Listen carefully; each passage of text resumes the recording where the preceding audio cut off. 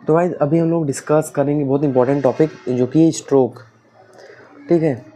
तो guys literally एक बहुत ही इंपॉर्टेंट टॉपिक है और ये हॉस्पिटल में ऐसे पेशेंट अपने को स्ट्रोक आज तो कॉमन हो गए हैं, स्ट्रोक के पेशेंट अपने को आज तो कॉमन हो गए हैं, है ना। तो बेसिकली हम लोग पूरा देखेंगे स्ट्रोक होता क्या है बेसिकली, ठीक है। तो यहाँ पे स्ट्रोक मतलब गाइस सिंपल बताऊँ, जैसे हम लोग ने पढ़ा है ना शॉक, तो शॉक मतलब बेसिकली क्या होता है, शॉक मतलब क्या होता है, बॉडी में परफ्यूजन कम होना, ठीक है, जैसे किडनी लीवर इस सब में परफ्यूजन कम होना। स्ट्रोक रिलेटेड टू होता है ब्रेन, मतलब ब्रेन में परफ्यूजन कम होना, that is related, that is basically stroke. तो भाई स्ट्रोक होता क्या है ना, हम लोग वो देखते हैं।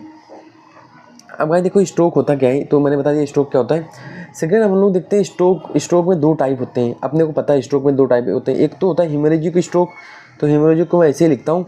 एक होता है इस्चेमिक स्ट्रोक, ठीक है, इस्चेमिक स्ट्रोक। तो haemorrhagic stroke and ischaemic stroke ये अपने दो स्ट्रोक्स होते हैं, ठीक है। तो दो टाइप के स्ट्रोक्स होते हैं, हिमोरेजिक एंड इस्चेमिक। अब गाइस देखो ध्यान से कि हेमरेजिक और इस्चेमिक स्ट्रोक होता है, तो सबसे पहले अगर जैसे पेशेंट आता है ना, तो अब जब पेशेंट आता है तो सबसे पहले मैं अभी बात करूंगा बेसिकली हेमरेजिक स्ट्रोक क्या होता है, इस्चेमिक स्ट्रोक क्या होता है, सब बताऊंगा मैं। जैसे पेशेंट आता है तो पेशेंट का क्या लेने का, वाइटल लेने का। वाइटल हम लोग क्या क्या लेंगे गाइस, आरआर लेंगे, है ना, SpO2 लेंगे, ठीक है, BP देखेंगे पेशेंट का, और इम्पॉर्टेंट पेशेंट का एचजीटी देखेंगे, क्योंकि इसमें पेशेंट हाइपरग्लाइसेमिया में भी जा सकता है, पेशेंट हाइपोग्लाइसेमिया में भी जा सकता है।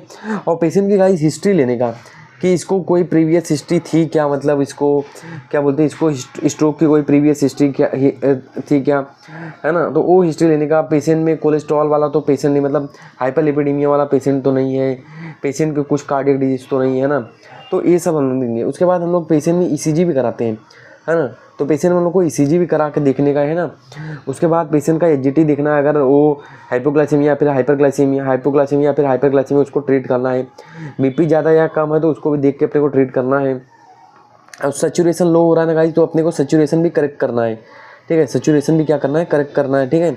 अगर सैचुरेशन लो है तो ऑक्सीजन हम लोग को उसको प्रोवाइड करना है ना। तो ये सब चीज़ें हैं। एंड देन गाइस मतलब अभी जैसे बेसिकली होता क्या है, जैसे एक अपने को आता है लैब्स स्क्रीनिंग होती है, लैब्स स्क्रीनिंग लॉस एंजल्स, ठीक है, प्री हॉस्पिटल स्ट्रोक ऐसा स्क्रीनिंग ऐसा करके है ये। तो इसमें कुछ मैं मतलब जितना मालूम है मेरे को बताता हूँ। इसमें मतलब ऐसा बोला गया कि एज, बंदे की एज जो होनी चाहिए ग्रेटर दैन 45 ईयर होनी चाहिए, है ना, एज ग्रेटर दैन 45 ईयर की होनी चाहिए। उसको कोई सीजर का डिसऑर्डर नहीं होना चाहिए, प्रीवियस हिस्ट्री नहीं होनी चाहिए, उसको प्रीवियस हिस्ट्री नहीं होनी चाहिए, no previous history of seizure disorder, है ना, no previous history of seizure disorder.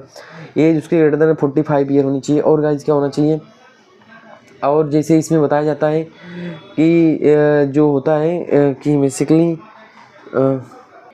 ठीक है। उसके बाद यहाँ पे अगर पेशेंट में कोई न्यूरोलॉजिकल सिम्टम्स हो, 24 आवर मतलब 24 आवर के अंदर उसको कोई न्यूरोलॉजिकल सिम्टम्स तो नहीं आया है, वो देखने का, मतलब पावर वीकनेस वगैरह तो नहीं है, पिपल डायलेट या कॉन्स्टिक तो नहीं है, ये सब देखने का अपने को, मतलब ऐसे ऐसा ये क्राइटेरिया बोलता है।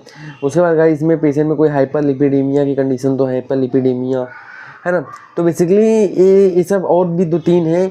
तो ये बेसिकली ऐसा बताता है पेशेंट जो होता है प्रोन होता है किसका, स्ट्रोक का। तो बेसिकली मतलब होता है कि सस्पेक्ट कर सकते हैं इनमें रेड कोड डाल दिया था, रेड कोड फॉर स्ट्रोक्स, ठीक है। तो ये क्या होता है, रेड कोड फॉर स्ट्रोक, ठीक है। तो ये मैंने बता दिया। उसके बाद गाइस मैं आगे बताऊं तो इसके बाद ये तो मैंने बताया। उसके बाद हिस्ट्री में तो मैंने बता दिया, पेशेंट को देखना है शुगर तो नहीं है, BP की नहीं है, BP तो नहीं है, ये सब चीज़ें अपने को देखने का है कि डायबिटीज़ या फिर हाइपरटेंशन तो नहीं है। उसके बाद रेड कोड फॉर स्ट्रोक मैंने भाई बता दिया। उसके बाद गाइस अब पेशेंट में अपने को पता है हिमरेजिक स्ट्रोक में क्या होता है, बेसिकली ब्लड वेसल फट जाती है ना, तो वहाँ पे ब्लीडिंग होती है। तो ब्लड वेसल यहाँ पे जो अपनी सेरिब्रल आर्टरी है उसके ब्रांच है, वहाँ पे कोई भी ब्रांच फट सकती है, तो यहाँ पे ब्लीडिंग कर सकती है, ठीक है। तो बेसिकली ऐसा होता है। इसमें गाइस क्या होता है हिमरेजिक स्ट्रोक में, अब यहाँ पे हिमरेजिक स्ट्रोक में क्या होता है, सब ड्यूरल हिमरेजिक स्ट्रोक भी हो सकता है ना, या फिर सब अर्केनॉइड हिमरेज भी हो सकता है, सब अर्केनॉइड हिमरेज भी हो सकता है। अच्छा, सब ड्यूरल हिमरेज का मतलब क्या होता है, सब ड्यूरल मतलब ड्यूरा के नीचे, अपने को पता है मेनिंजियस में 3 लेयर होते हैं, ड्यूरा, अर्केनॉइड एंड पिया मीटर। तो ड्यूरा अर्केनॉइड, तो ड्यूरा के नीचे सब ड्यूरल, अगर ड्यूरा के नीचे है तो सब ड्यूरल हिमरेज उसको बोलते हैं, है ना। तो इसमें गाइस इसमें बेसिकली क्या होता है, पेशेंट में नाउजिया होता है, वोमिटिंग होता है, पेशेंट में कन्फ्यूजन।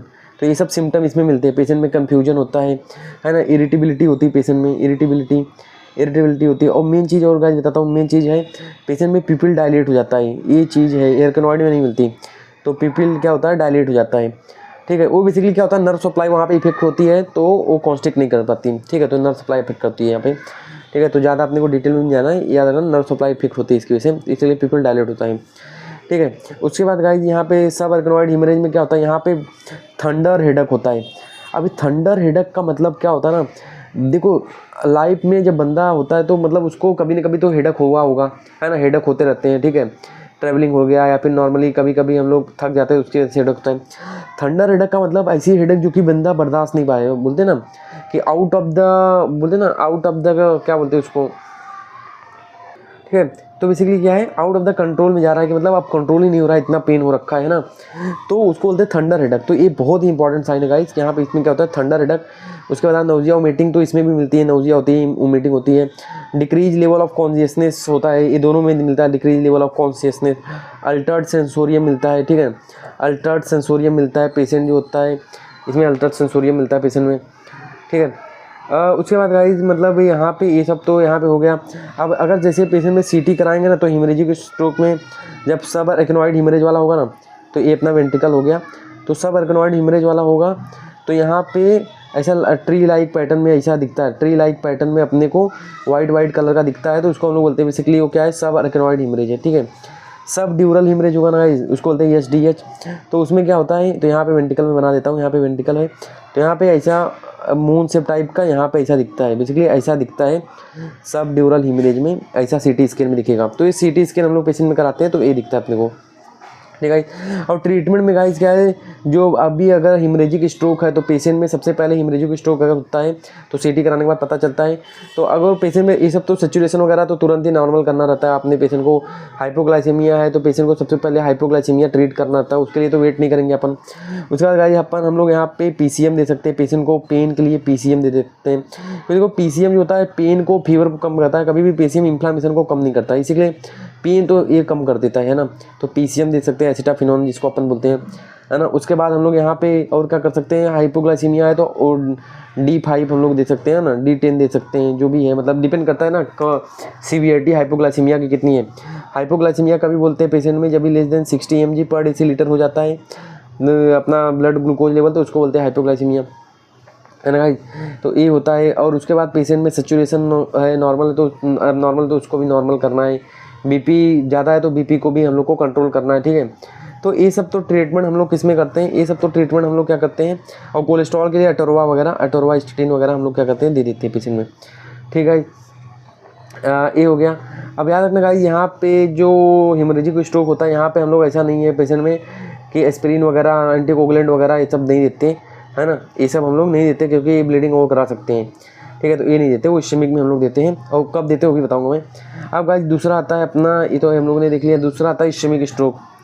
तो इस्केमिक स्ट्रोक बेसिकली यहाँ पे क्या होता है, बेसिकली जो ब्लड सप्लाई है यहाँ पे क्या होता है, ऑब्स्ट्रक्शन हो जाता है, नर्विंग ऑफ द आर्टरी हो जाती है, तो उसकी वजह से क्या होता है, आगे ब्लड नहीं मिल पाता, तो इस्केमिया की वजह से सेल डेथ होता है, तो बेसिकली उसको हम लोग स्ट्रोक बोलते हैं। तो वहाँ पे भी फोकल न्यूरोलॉजिकल डिफिशिएंट होता है। फोकल न्यूरोलॉजिकल डिफिशिएंट का यही गाइस मतलब होता है। अच्छा, मतलब कोई भी स्ट्रोक का पेशेंट आता है तो एक और चीज़ मैंने पेशेंट में देख लिया, एग्जामिनेशन तो अपने को करना है ना, क्योंकि अगर सपोज पेशेंट में क्या देखने का, पावर देखने का कि लेफ्ट हैंड का वीकनेस है, राइट हैंड का वीकनेस है, वो कितना हाथ उठा पा रहा है, वो कितना लेग उठा पा रहा है, पावर देखने का, उसके रिफ्लेक्स देखने का, डीप टेंडन रिफ्लेक्स देखने का उसके, है ना, बेविंस्की साइन वगैरह देखने का।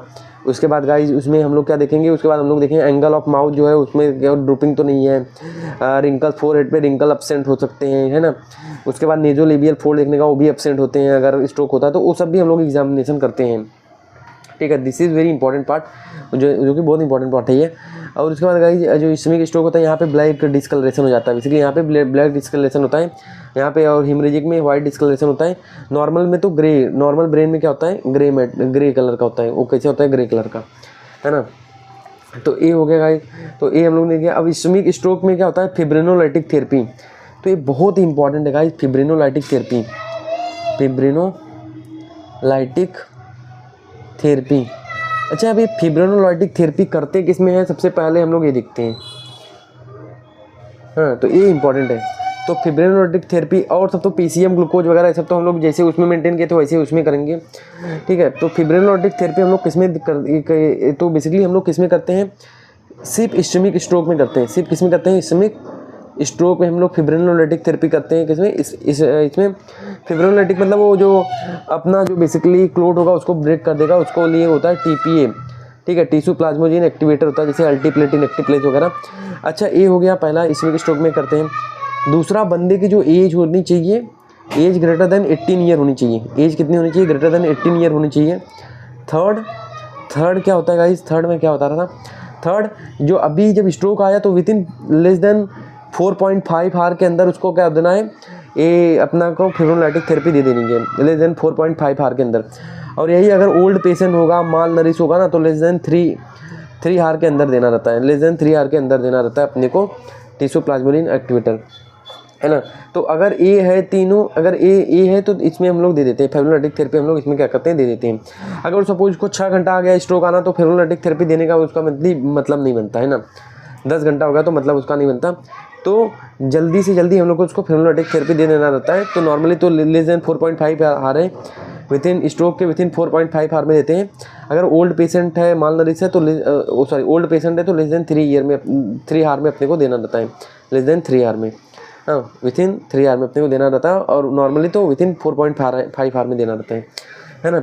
अब इसमें कॉन्ट्रा इंडिकेटेड है ये, तो फिब्रिनोलिटिक थेरेपी का जो होती है वो कॉन्ट्रा इंडिकेटेड बहुत सारी होती है। जैसे अब मैं सब तो नहीं बता सकता, जो मुझे याद है बता रहा हूँ। Control hypertension, uncontrol HTN. तो अनकंट्रोल एचटीएन का जिसमें सिस्टोलिक ब्लड प्रेशर अपना कितना है, ग्रेटर देन 180 है, 180 के आसपास है। और डायस्टोलिक ब्लड प्रेशर ये अपना कितना है, ग्रेटर देन 110 है। तो इसमें जो है हम लोग नहीं सकते। पेशेंट अगर हाइपोग्लाइसीमिया में है ना, हाइपोग्लाइसीमिया में है तो उसमें भी हम लोग लेस देन 60 mg पर डेसीलीटर है उसको, तो उसको भी हम लोग नहीं दे सकते, है ना, उसको भी हम लोग दे नहीं सकते। अनकंट्रोल हाइपरटेंशन में दे सकते, हाइपोग्लाइसीमिया पेशेंट में नहीं दे सकते, है ना। उसके बाद अगर पेशेंट में जो है अगर उसके बाद पेशेंट में जो है ब्लीडिंग मैनिफेस्टेशन है ना, ब्लीडिंग मैनिफेस्टेशन है, मतलब उसको जीआई ब्लीडिंग है, अपर जीआई ब्लीडिंग है, लोअर जीआई ब्लीडिंग है ना, उसमें दे सकते। पेशेंट को सब आर्कनॉइड ब्लीडिंग है, अगर हम लोग को ऐसा लग रहा है सब आर्कनॉइड ब्लीडिंग अगर हम लोग पेशेंट में सस्पेक्ट कर रहे हैं ना, उसमें भी नहीं देख सकते। फेशियल इंजरी है ना गाइस, तो उसमें भी हम लोग नहीं अवॉइड करते इसको, है ना। सब आर्कनॉइड ब्लीडिंग है उसमें भी अवॉइड करते हैं। अनकंट्रोल डीपी, अनकंट्रोल हाइपरटेंशन, उसके बाद शुगर में भी अवॉइड करते हैं इसमें। उसके बाद यहाँ पे किसी का प्रोथ्रोम्बिन टाइम जो है बढ़ गया, उसमें भी नहीं देते। INR बढ़ गया है उसमें भी हम लोग दे देते हैं। CT बढ़ गया उसमें भी दे देते। तो ये सब अपने को पेशेंट को पता होना चाहिए, ठीक है। प्लेटलेट्स उसका लेस देन 1 लाख है, लेस देन 1 लाख प्लेटलेट्स है, तभी भी हम लोग उसमें ये नहीं दे सकते फिब्रिनोलिटिक थेरेपी, तो उसमें भी हम लोग को नहीं देना है ना गाइस। तो ये हो गया। अब गाइस आते हैं अपने को एस्पिरिन हो गया, या फिर अपना हो गया क्या बोलते हैं इसको, एस्पिरिन देते हैं जो अपना एंटी प्लेटलेट ड्रग है। बेसिकली क्या है, एंटी प्लेटलेट्स ड्रग है। तो एस्पिरिन हो गया या फिर क्लोपिडोग्रेल हो गया, है ना। तो गाइस ये सब हम लोग ना बेसिकली 24 आवर तक वेट करते हैं, उसके बाद देते हैं। विद इन 24 आवर इसको हम लोग नहीं देते हैं, ठीक है। तो ये हम लोग को 24 आवर के बाद देना है। और ये बेसिकली हम लोग, ठीक है, तो ये बेसिकली हम लोग इस्केमिक स्ट्रोक वगैरह में देते हैं। फिर बाद में जब पेशेंट का हो जाता है तो बेसिकली जब हेमोरेजिक स्ट्रोक रिजॉल्व हो जाता है तो इस्केमिक स्ट्रोक में आया, इसलिए तो पेशेंट में तो ये सब तो चलेगा ही। अगर पेशेंट हार्ट का मरीज है तो एस्पिरिन, क्लोपिडोग्रेल वगैरह तो उसमें भी फिर बाद में चलेगा, है ना। तो guys this is all about the strokes. तो हम लोग ने स्ट्रोक में मतलब जितना मैं बता सकता था ऑलमोस्ट मैंने चीज़ें क्लियर कर दी हैं। तो अगर आपको कोई डाउट होगा you can ask me on comment section, ठीक है गाइस। तो हम लोग अभी मिलते हैं कभी नेक्स्ट टॉपिक में, ठीक है। So this is all about the stroke.